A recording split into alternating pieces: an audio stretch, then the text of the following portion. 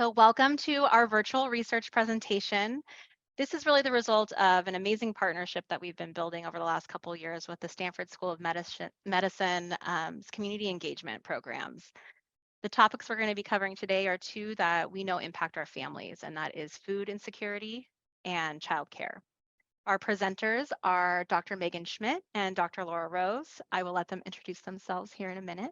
And I'm Nicole Williams, and I'm the Senior Director of Development and Marketing here at Ronald McDonald House Charities Bay Area. And I first got connected with the Community Engagement Program back in 2019 when I managed our grants program. So first, I just want to ground everyone in really what RMHC Bay Area's mission is, which is to be there for sick kids and their families, providing comfort and care and support when and where they need it most. And families really are at the center of what we do here. And when we say when and where they need it most, that's really what we mean.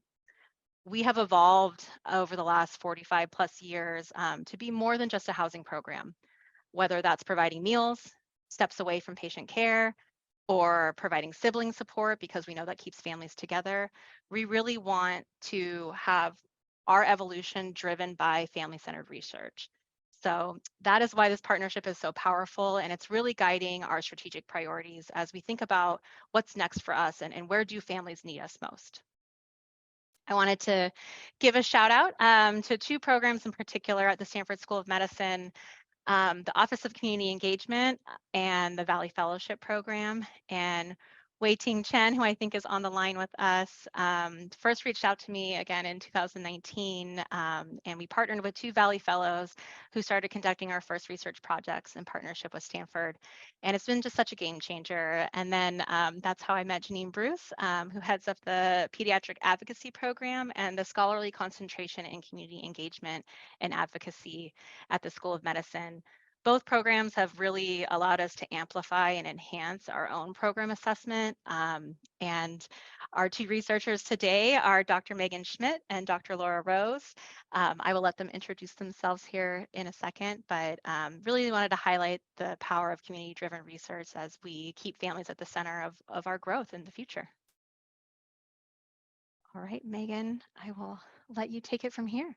Thank you, Nicole. My name is Megan. I am a pediatrics resident at Stanford in my final year, and I was connected with Nicole nearly 2 years ago through the advocacy program through our residency. And we started talking about conducting a project together, which is where this project I am going to describe was born. So really, really grateful to be here and appreciate you having me here.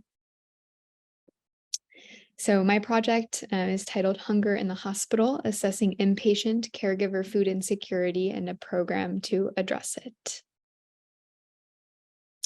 So when I started thinking about my project and what I wanted to do, I wanted to focus on food insecurity. And one thing that really struck me in my initial research was that inpatient food insecurity has been found in multiple recent studies to actually exceed that of household food insecurity.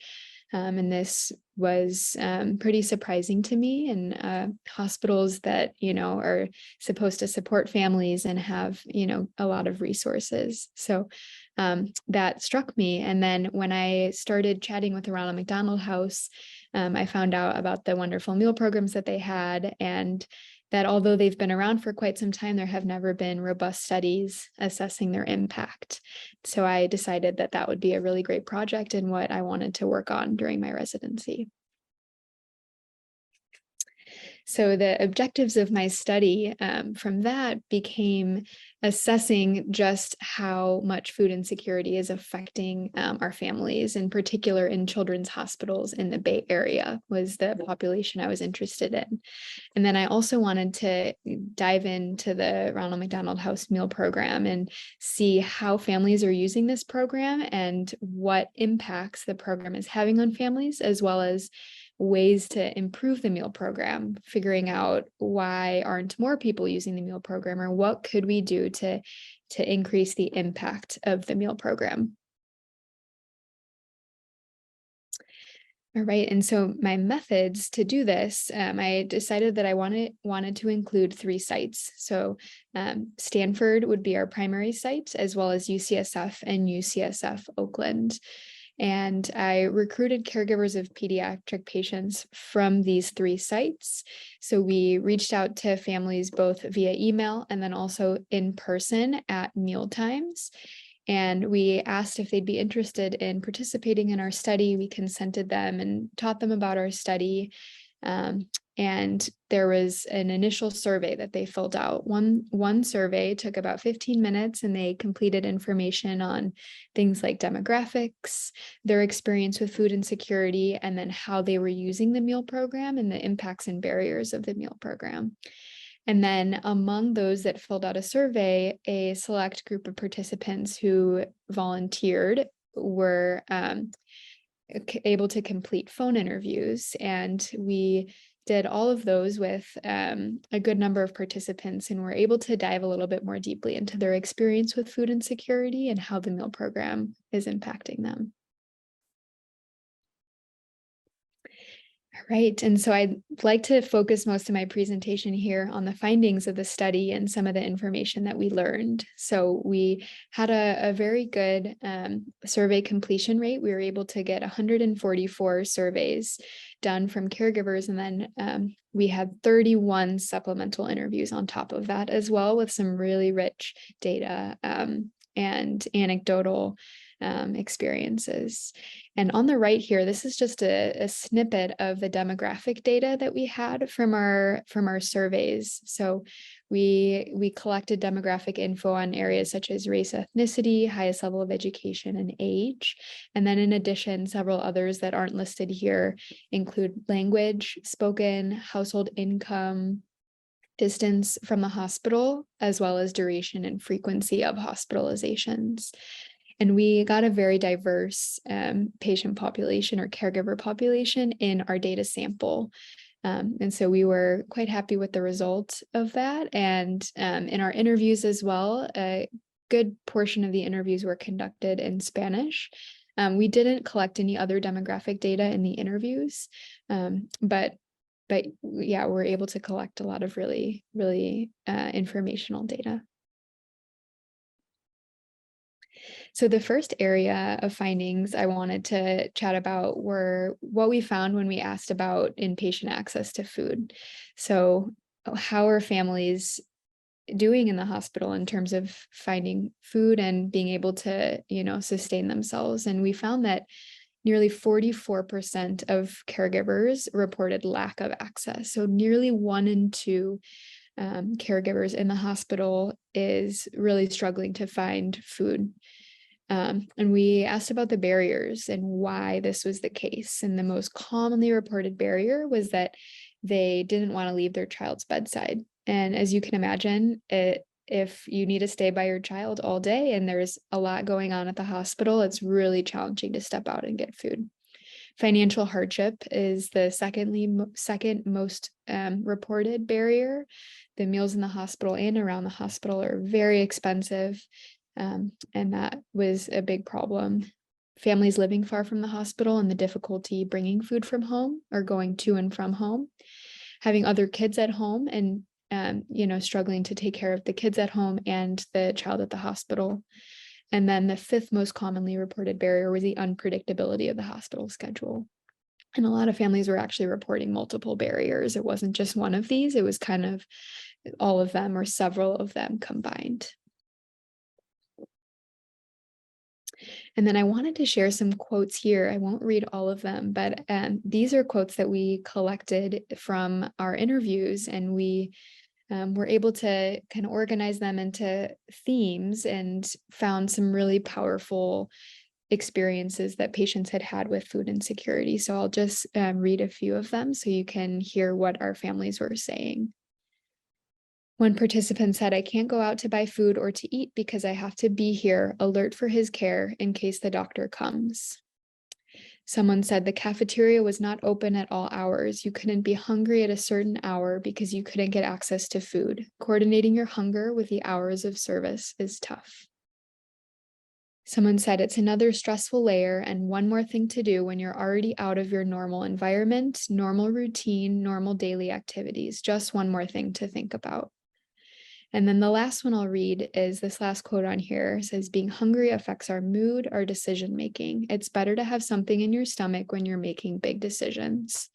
So these were really powerful kind of summaries of just how detrimental it is for families to not have regular access to food and how it really can affect the care of their child as well as the well-being of the parent. And then this next set of data talks about the meal program and how are families using it. So this table here on the left shows meal program use. So about 71% of Ronald McDonald families are utilizing the meal program. And although it's a good amount, there's still nearly 1/4 of Ronald McDonald House families who are not using the meal program.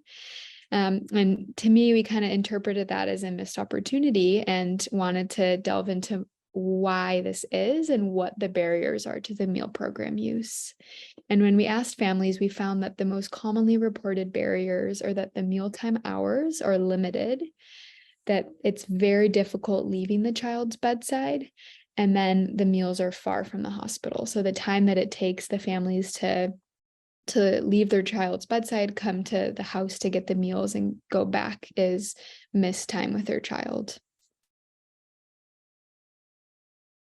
And then here are a few more quotes from caregivers in the interview section that kind of summarized the barriers that they were experiencing or suggestions for improvement. The first participant said Ronald McDonald provides food at the house, but it would be easier and more accessible if they came to the hospital and leave the food there.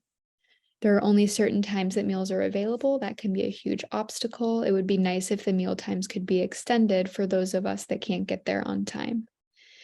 The third talks about lack of different dietary options. So sometimes there was a lack of vegetarian options. With my wife being a vegetarian, it made it rough to get a meal for her. And lastly, a delivery option would be helpful. I was in the ICU a couple years ago. I don't think I would have left. So to have someone bring food, that might have helped. And these are just very few quotes amongst many, many quotes that we received. So, all right. And then the last area that I wanted to focus on and actually end on, because for me, it was the most meaningful and kind of hopeful part of this research study, was the meal program benefits. So in both the quantitative surveys as well as the qualitative interviews, we were able to appreciate just how much the meal program is benefiting our families. 58% of families said that it's saving them money. 51% said that it's allowing the caregiver more time with their child. And then 44% of caregivers said it improves their hospital experience. 35% said it allows caregivers to participate more in their child's care.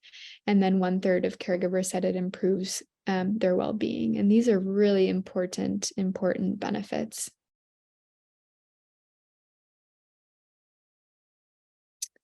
And then these last few, again, there was countless quotes. It was really hard to pick ones to include, but I wanted to just read 3 to you to kind of have and to appreciate just the importance of the meal program. The fact that they have dinner and breakfast there means everything. I don't have to worry about that when I have to worry about everything else. It takes away that stress and that worry. We can focus on supporting each other and supporting our child in the hospital and advocating for that child again, which is really hard to do if you're worried about food. And lastly, a caregiver said it made such a difference for us in our well-being. It allowed us to be there at critical moments for my son's care, and that's invaluable. You can't put a price on the ability to be there for your child. And then just to kind of summarize the conclusions that we drew from this study, the first one is that there is a high prevalence of inpatient food insecurity among caregivers in this area in children's hospitals, and the effects are profound and very negative for both caregivers as well as their children.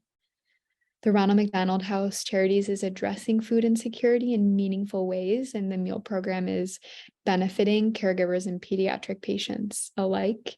Yet there are still opportunities for improvements in the meal program. And the three biggest opportunities for improvement we found in this study were the option of meal delivery to the hospital, extended mealtime hours, and increased dietary options. It kind of summarizes briefly my project, and I'll be excited to hear your questions at the end. Thanks so much, Dr. Schmidt. We did have a question that I was hoping our CEO, Laura Boudreau, would be able to give a little context to an overview, and that is just an overview of what our meal program looks like regionally across the Bay Area. Certainly. So we have a meal program at all three of our sites at Stanford and UCSF in Mission Bay and in Oakland. And they look a little bit different in each site. So some of the things that you were just hearing were comments about having to leave the hospital. Those were really comments from families at Stanford, because our meal program at Stanford is here in the house. And so for families being treated at Lucile Packard Children's Hospital, they're getting on a shuttle to come to the house. At Oakland and at Mission Bay, the meals are actually served at the hospital site. We do dinner most nights. It varies a little bit per site, and we do lunch as often as possible. We served about 100,000 meals last year. We served about 30,000 meals at each site.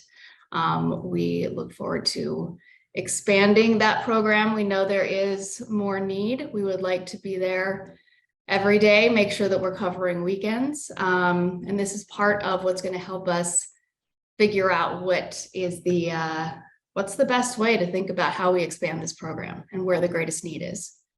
So thank you, Dr. Schmidt, for helping us figure all of this out. Thanks so much, Laura. Thanks so much for that overview. And now I will turn it over to Dr. Laura Rose to describe her research study on childcare. And then I'll open it up for a Q&A, which I see some additional questions about our food security program. Perfect. Hi, everyone. I'm Laura. I am in the same residency class as Megan, and we will be graduating this year. I had the wonderful opportunity to do this project called Addressing the Childcare Gap for Siblings of Hospitalized Children in partnership with Nicole and the Ronald McDonald House here at Stanford. So as a background, we all know, especially those of us who work in the hospital or work here at Ronald McDonald, that families with sick children require comprehensive support services to withstand the experience of hospitalization.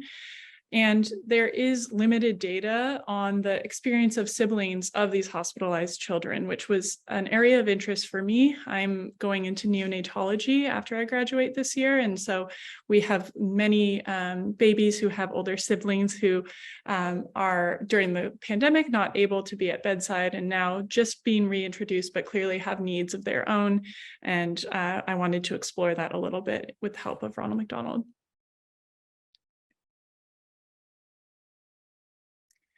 So my objective for this research project was to assess the childcare needs for healthy siblings and their families here at Ronald McDonald Bay Area at Stanford. What I did was create a survey that was a mixed method survey for caregivers of pediatric patients here at Stanford. We recruited participants through electronic survey use, as well as in-person survey use at Ronald McDonald for families who are staying here, who did not have access to email or preferred to use a paper survey component. The surveys were in both Spanish and English, and then families had options to write in other languages if they preferred that. Participants were asked a variety of questions on demographics, family status, resource utilization here at Ronald McDonald, as well as perceived childcare needs for the siblings of hospitalized children. And then the quantitative data was analyzed with SPSS software, and the qualitative data, or the open-ended questions that were asked, we used thematic analysis to apply to that data. Here are some demographic findings. First off, we had 133 surveys, so similar to Megan's study. We had 112 of those in English, and then 21 were in Spanish. So clearly many more surveys were completed in English, and I do think that's a limitation of this study, given the high number of Spanish-speaking population that we have at Ronald McDonald. There were efforts to increase the number of Spanish-speaking patients, and we definitely got some surveys out of those additional recruitment efforts, but something to highlight here. We saw that the majority of participants were female, so a majority of caregivers were female who completed the survey. The majority of people were kind of within the 25 to 44 age group, but mostly in the, as most of these survey participants were the parents of caregivers, kind of that typical parent age. And then income, we saw that about a third of our families were making net less than $30,000 a year. About a third were within that 30 to 50, $30 to $75,000 a year. And then about a third who completed the survey were more than that. And then similar kind of third distributions, about a third had high school certifications or less, about a third had graduated college, and a third had completed some college. So what I want to highlight here is childcare usage reported through the survey. So I asked families who took care of the siblings of hospitalized children when their child was either hospitalized or needing medical care, whether that be in the hospital or in outpatient clinics. We have kids who come for frequent outpatient visits. You can see that 41% reported that another parent was the caregiver for other children. 27% used extended family members, so outside of the parent dyad. And then we included, you can see other caregivers included, such as friends, siblings, nannies, daycare, or neighbors. What I want to highlight from this data is that only 7% of families utilized daycare for siblings, which I think is an important thing to mention as Ronald McDonald considers the use of daycare or a similar option on site. And you can see that most relied on a parent or extended family member. So if there's a family who does not have another parent or extended family member in the area, that becomes exceedingly difficult for siblings of hospitalized children. Another highlight of the study is the effect on work. What you can see here is that nearly half of families who were surveyed had to quit or reduce their work to care for their sick child. And this was not exclusive. So you can see at least one parent had to quit work nearly 45% of the time, and at least one parent had to reduce their work nearly 45% of the time. And then you can see that many had to use benefits, which nearly 40%, and nearly 25% had to work overtime. And you can imagine that one parent may need to do all of these things in order to care for their sick child or care for their entire family in order to provide caregiving for the siblings of hospitalized children. I also asked families about how worried they were finding childcare and how likely they would be to use free childcare if it were an option. You can see in the curve on the top that that's the kind of worry scale that most families were at least somewhat worried finding childcare. Some were extremely worried, and you can see the distribution that kind of averages on somewhat worried. and that you can see that the majority were likely to use childcare if it were offered as accessible and free of charge. Those who were more frequently hospitalized or had prolonged hospitalizations, the caregivers reported that they were increasingly worried about childcare, which I think makes sense to us as doctors and RMH staff, that is something that we see day in and day out. We had plenty of quotes that I think are really telling for the importance of childcare for siblings of hospitalized children. I applied a thematic analysis and multiple themes came up. I just want to highlight two here. The first is the presence of family. So one quote was that families are more than three, more than one child and two parents. It literally breaks families apart, separates them because of the lack of services available. Another theme was stress reduction and well-being, specifically in regards to increasing childcare opportunities. The quote was, "It would lift so much stress off mine and my husband's shoulders. Major anxiety would be avoided if childcare were provided close to the hospital." For those who are on the webinar, feel free to use your smartphone to grab that QR code. It has plenty more quotes and themes for both these two themes and other themes that came up with our qualitative results. I would like to mention that the quotes that I just read were quotes from caregivers who have another parent, and there are many other quotes that kind of highlight the challenges of a single parent household, especially when you have a sick kid. So in conclusion, childcare for siblings is a critical gap for families of hospitalized children. And providing childcare for these families may benefit the mental well-being and cohesion of the family unit. That's what we saw in our qualitative results. Providing childcare to siblings may alleviate stress for parents caring for hospitalized children. One highlight that I did not put in this slide deck, but happy to show you at another time, is that we looked at what times of day daycare would be helpful or most helpful for families. And by far the most helpful time would be Monday through Friday, 8 to 5, a common work week. And I think that makes sense given the amount of the percentages of families who've needed to quit or reduce work to take care of their families.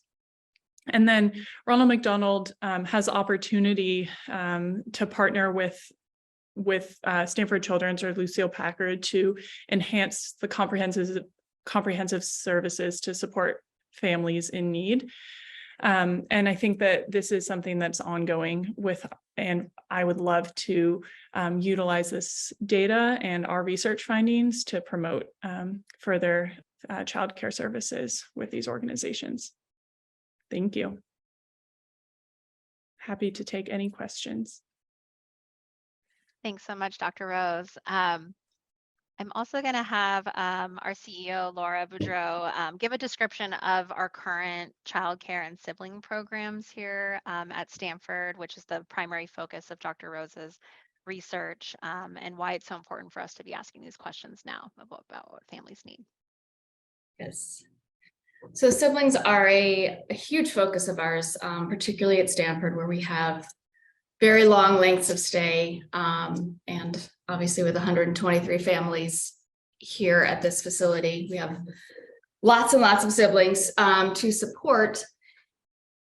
We have quite a few resources. We have a summer camp that is going on right now that supports both outpatients and siblings.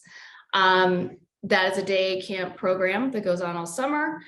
We try to do that during school breaks. We also, after school, have programs that are volunteer run, and we have youth program staff that in the afternoons can do activities with kids so that parents can drop their kids off, stay on site, but go and have some respite. They can do their laundry, get a nap, go just get some really important respite time.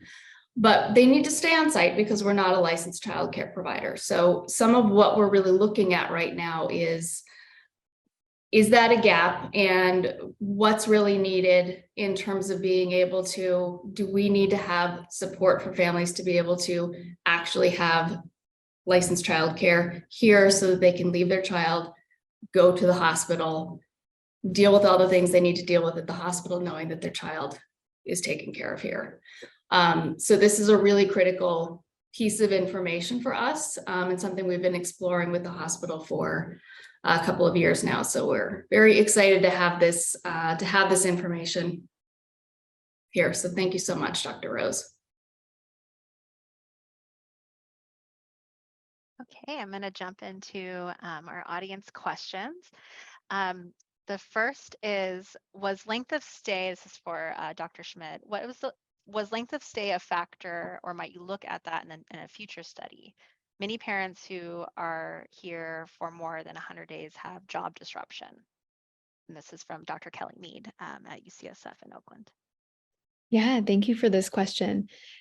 Certainly. So we did, at one of the questions on the survey, ask the duration of hospitalization of the child as well as the frequency of hospitalization. And we so it was kind of split between, like 1 day stay, 2 day stay, or 1 week, even more than 1 week or 2 weeks. And we had families kind of fill in the blank and say that they were at the hospital, like you stated, for over 100 days.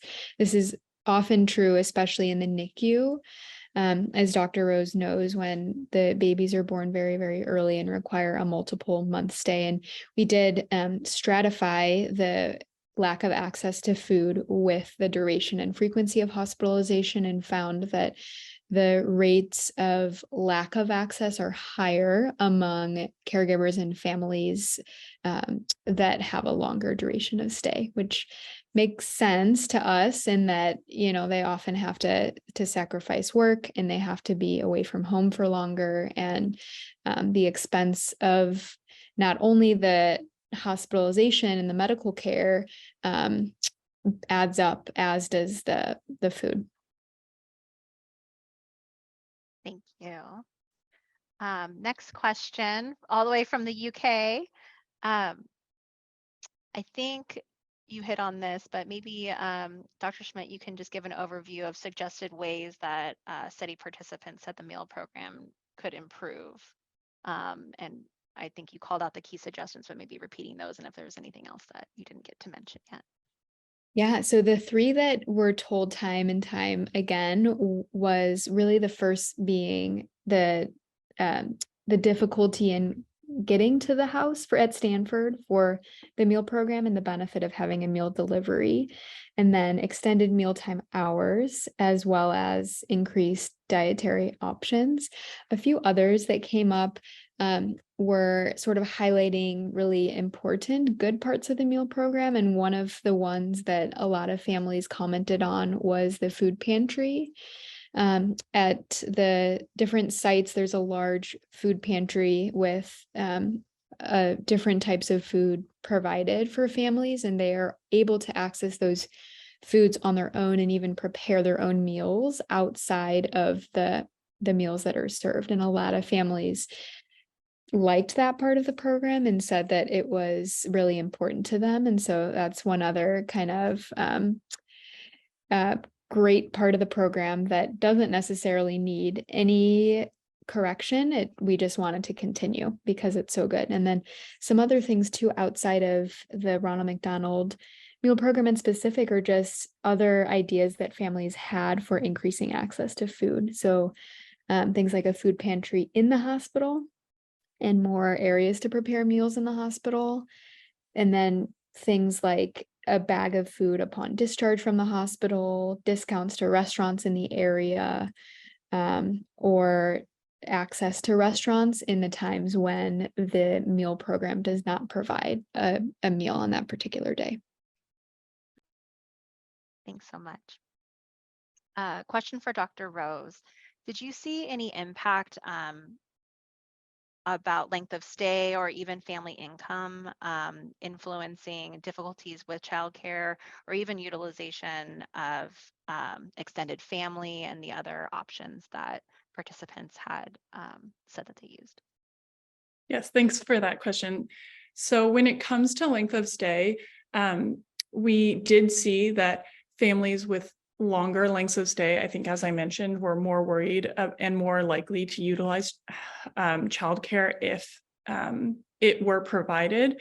We did also see that families who had lower incomes they were less likely to have extended family members able to provide childcare for their other children who were healthy at home. And I think that both of those findings highlight that the longer length of stay, as we know, impacts the ability to continue to work, and that therefore we would then see the finding of lower income families really struggling to provide childcare to their other children. And so I think certainly income and ability to provide childcare is something we saw, and also ability to provide childcare for those longer hospitalizations really I think is a gap. And I think that Ronald McDonald is doing a lot to mitigate that gap. I think the summer camp is a great example of that. I think when you have these longer hospitalizations, you're seeing times of the year that maybe those programs aren't as robust, and that's what our survey captures. Thanks so much, Dr. Rose. This may be out of the scope, but Dr. Schmidt, did you find that food insecurity was being addressed for adult patient caregivers at other hospitals? Yeah, our study didn't look too much at that. One of the kind of requirements of completing the survey was that the caregiver had a pediatric patient. So someone, I guess not necessarily, we didn't specify 18 or under, but we specified that they were at the children's hospital. So we do find that there are a good number of kind of young adults still being taken care of at the children's hospital. Like on the inpatient side, we will often take care of, young adults that are 20 or 22. And so I guess in theory, that population may have been included in the study, but we didn't ask participants to specify the age. And then beyond that, for older adults, kind of what's going on at the adult Stanford Hospital, unfortunately, we didn't collect data on that population, so I can't speak to that. We have a question. Dr. Schmidt, do you know what the existence of food insecurity among families prior to arriving at RMHC was, or was there any data on that? Yeah, we did collect data on that. Thank you for the question. So we used a set of questions, like survey questions that had previously been validated to collect food insecurity data and like household food insecurity data. And the way that those questions work, it classifies families into high food security, low food security, and then very low food security. And so we use that set of questions and we're able to collect data. It's a little tricky because we don't have those same validated questions for inpatient food insecurity. And so it's kind of comparing apples and oranges a little bit, but we did get data on that. I'm just pulling it up here. It looks like about 44% of participants reported high or marginal food security, 44% reported low food security, and then 25% reported very low food security. So somewhat similar numbers to the inpatient hospital numbers, but again, we were calling the inpatient side kind of lack of access since we didn't have any food insecurity validated questions. Thank you. We have a question for Dr. Rose. Did we take a look at the effect distance from home might have on the breakdown of childcare options with a friend, parent, neighborhood? I know we looked at length of stay, but was actually distance from the hospital and the home community something that you looked at? Yes, thank you for that question. We did get data on the distance from home. It was a little bit hard to actually quantify in the ways that many families are traveling by car or plane from far distances, and some families, how families report that data is a little bit different depending on their stays. So families who drive several hours, or it takes several hours by car, we clearly know that several hundred miles. Some families reported based on hours on plane, and so clearly that's much farther in terms of mileage. In many of those cases, anecdotally, what we found through the qualitative results was that it was much less common to have siblings come to Stanford because the distance was so great for families living in other states. For example, coordinating school or coordinating how they can continue their extracurriculars is much more difficult. And so I would say particularly during COVID, the COVID pandemic, which was the time period that was included for the survey, during that time, for at least a short window of time, siblings, for the safety of the families here at Ronald McDonald, were not allowed to stay, and that really impacted the ability for healthy siblings to come to Ronald McDonald and come to the Stanford area. So I certainly saw many examples where the healthy children were separated from their at least one parent, if not both, and living with extended family members, often in their home state or hometown, as opposed to being all together as a family unit, which I think ties back to that theme of family cohesion that happens when appropriate childcare is provided. Thank you.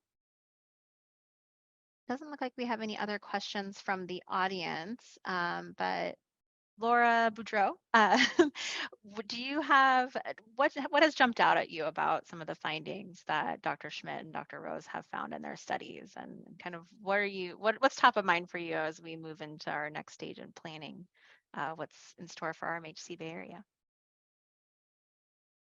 Oh, you're muted. Sorry about that.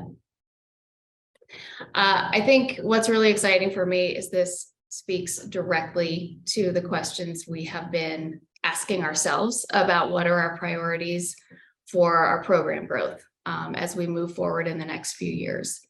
And it's really about looking at what are the greatest needs for families right now.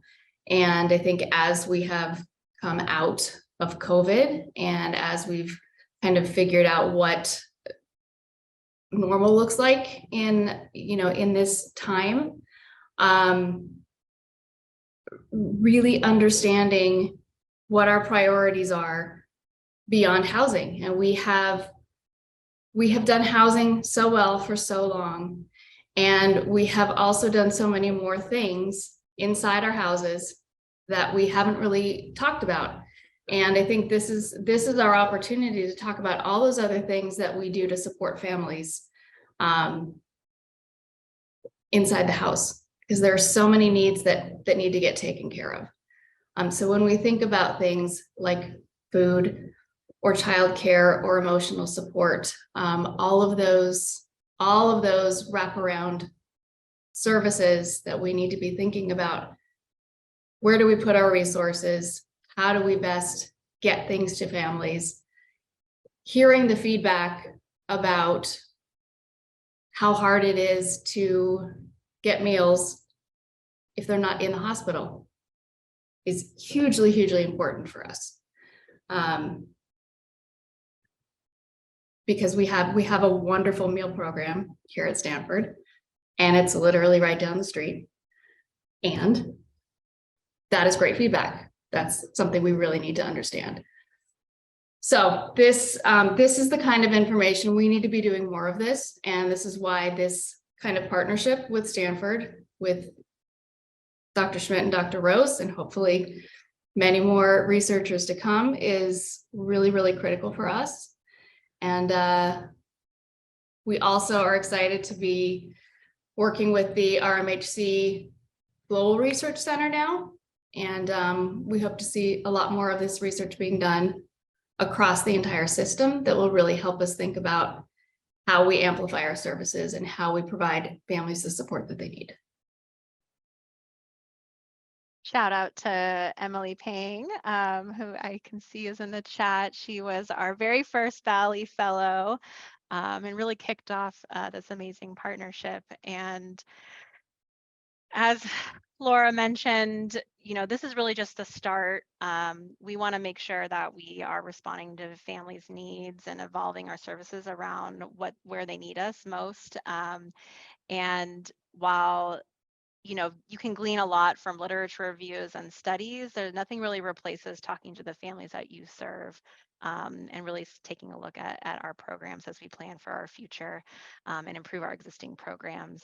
I think for me, what really jumped out is just proximity and how important it is. And when your child is sick, even just walking down the hall to get a meal can be a barrier. So as we continue to evolve, I think that's something that's top of mind. And I also just really want to thank Dr. Schmidt, Dr. Rose, Janine Bruce, Wei Ting Chen, Emily Pang, all of those who have really joined us in trying to better understand our programs and amplifying our internal resources to be able to do this kind of sophisticated assessment of what we're doing now, what's working really well, and where we can do more.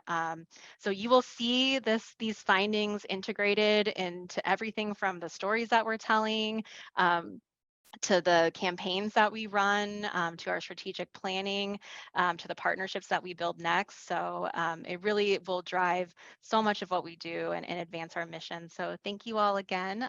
If there are any, let me make sure there's no final questions.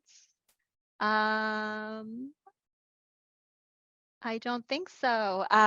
So thank you all again. And again, reach out to me directly if you would like more information about these findings. We are planning on building out a really cool space on our website where we can host these findings, including this webinar, but also the posters from Dr. Schmidt and Dr. Rose. And congratulations, Dr. Rose. I know you got an award for your poster, and yeah, more to come. So thank you all, and we'll be sharing the recording with everyone who registered.